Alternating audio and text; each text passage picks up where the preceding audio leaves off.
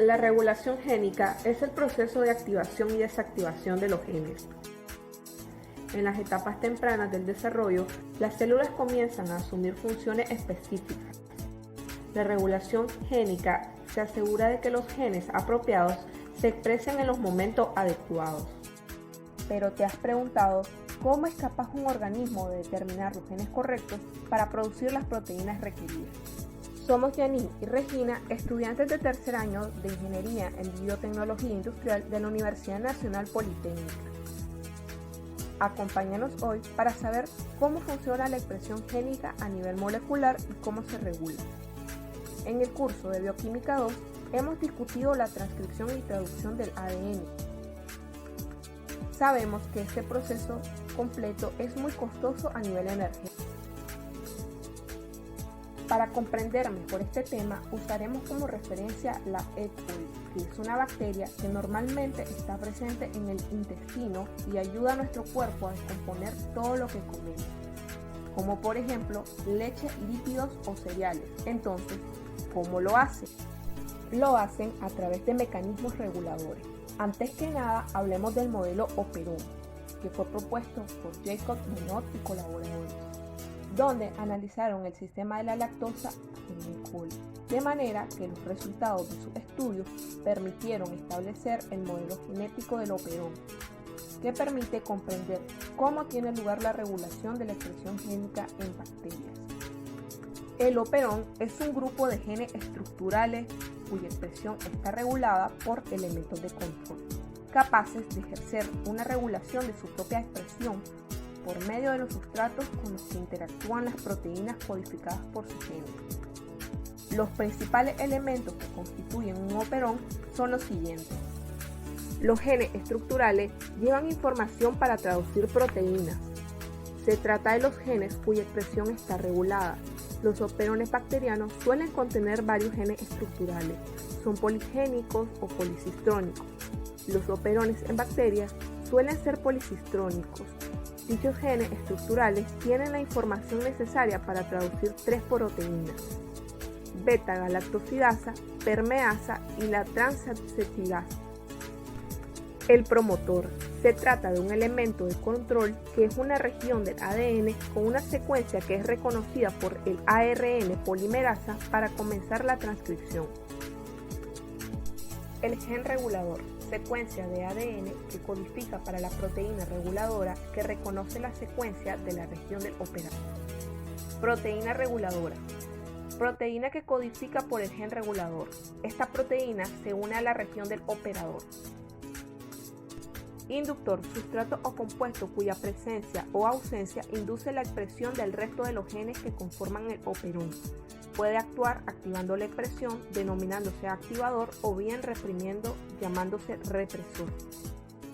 Ahora estudiemos las tres categorías diferentes que dependen de la forma en que se regulan. Es decir, algunos se expresan de forma continua, constitutivo, otros necesitan alguna molécula o factor específico para activarse, como lo inducible, y otros se expresan continuamente hasta que el inductor se exprese.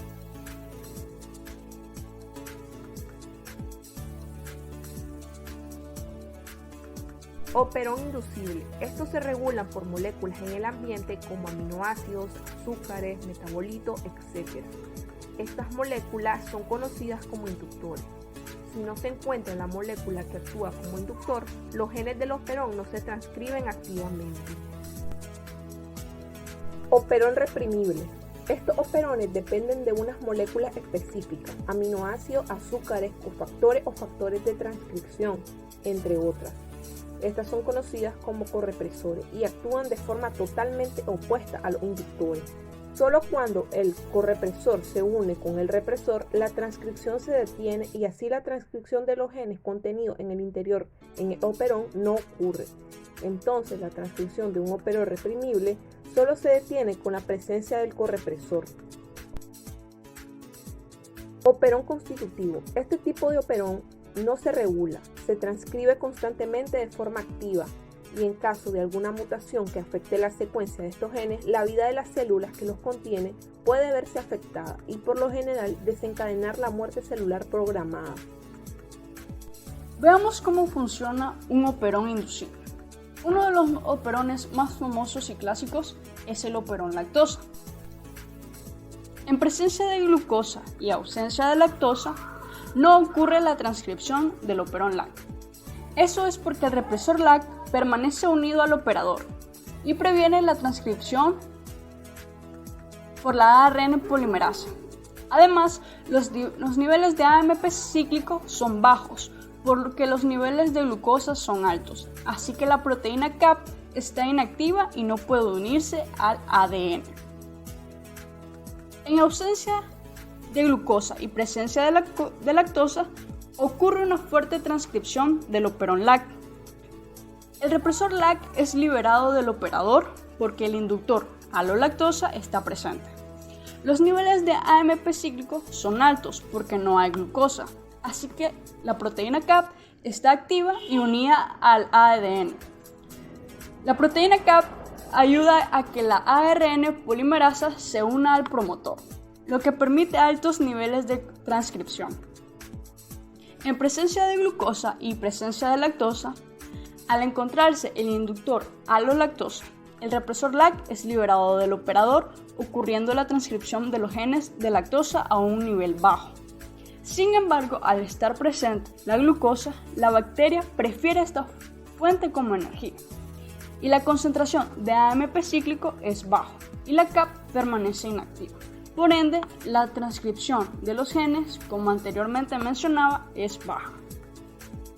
Glucosa presente y lactosa presente.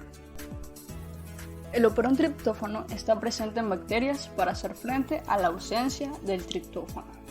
El triptófano es uno de los 20 aminoácidos esenciales que se necesita para producir proteínas. Si el ambiente tiene disponible el triptófano, la E. coli lo toma y lo utiliza para construir proteínas. Sin embargo, E. coli puede hacer también su propio triptófano mediante enzimas que están codificadas en 5 genes. Estos 5 genes se encuentran cerca uno de otros, en lo que se llama el operón TRP. Recordemos que si hay triptófano en el medio, la ruta de la síntesis del triptófano estará inactiva. Pero ¿cómo notamos que hay triptófano en el medio y qué se debe sintetizar?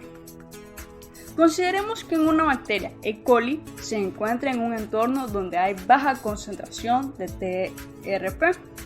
Nuestra bacteria requeriría triptófano para poder generar proteínas. Tomando en cuenta este escenario, la ARN polimerasa se une al promotor e inicia el proceso de transcripción. Entonces, cuando hay presencia de triptófano, la bacteria E. coli no necesita gastar energía en generar más. Los organismos que llevan millones de años evolucionando y han aprendido a ser cuidadosos en no desperdiciar recursos, como hay presencia de triptófano, este se une a la proteína reguladora o represora, cambiando su conformación de manera que ahora sí puede unirse a la región operadora. Y como consecuencia, la ARN polimerasa no puede unirse a la región promotora. Y no se transcriben los genes estructurales del operón TRP. La atenuación es un mecanismo para reducir la expresión del operón TRP cuando los niveles de triptófano son altos. Sin embargo, en lugar de bloquear la iniciación de la transcripción, la atenuación impide la terminación de la transcripción. Cuando los niveles de triptófano son altos, la atenuación provoca que el ARN polimerasa se detenga prematuramente cuando está transcribiendo el operón triptófano. Solo se hace un ARN mensajero corto que no codifica ninguna enzima de la biosíntesis del triptófano. La atenuación funciona a través de un mecanismo que depende del acoplamiento, es decir, la traducción de un ARN mensajero que está todavía en el proceso de ser transcrito.